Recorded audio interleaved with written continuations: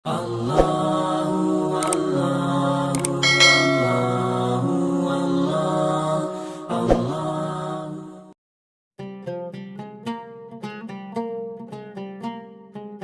Dikisahkan, di sudut pasar Madinah Al-Munawwarah ada seorang pengemis Yahudi buta. Apabila ada orang mendekatinya, ia selalu berkata, "Wahai saudaraku, jangan engkau dekati yang bernama Muhammad. Dia itu adalah orang gila, dia itu pembohong, dia itu tukang sihir. Apabila kalian mendekatinya, kalian akan dipengaruhinya." Hari demi hari, pengemis Yahudi itu mencela Rasulullah SAW. Kejadian itu pun terus berlangsung di pojok pasar Madinah. Sebagai Nabi yang diberi wahyu, Rasulullah tentu tahu apa yang dilakukan pengemis Yahudi buta tersebut. Setiap pagi Rasulullah SAW mendatanginya dengan membawa makanan, dan tanpa berkata sepatah kata pun, Rasulullah SAW menyuapi makanan yang dibawanya kepada pengemis itu.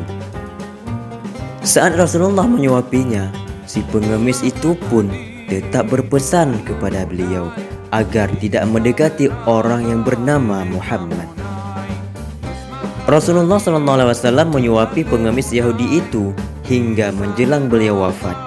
Namun setelah kewafatan Rasulullah, tidak ada lagi orang yang membawakan makanan kepada pengemis Yahudi buta. Suatu hari, sahabat Nabi yaitu Abu Bakar radhiyallahu anhu berkunjung ke rumah putrinya Aisyah radhiyallahu, yang juga istri daripada Rasulullah SAW. Lalu beliau bertanya kepada putrinya, "Wahai anakku, adakah sunnah kekasihku yaitu Muhammad yang belum aku kerjakan?" tanya Abu Bakar kepada putrinya.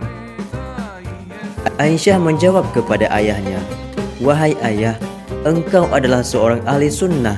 Hampir tidak ada satu sunnah pun yang belum ayah lakukan, kecuali satu sunnah saja." Dengan perasaan penasarannya, Abu Bakar bertanya kepada putrinya, "Apakah itu, wahai putriku?"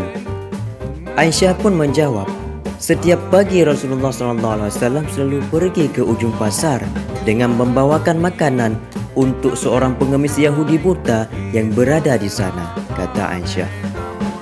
Lalu keesokan harinya, Abu Bakar pun pergi ke pasar dengan membawakan makanan untuk diberikannya kepada pengemis buta itu.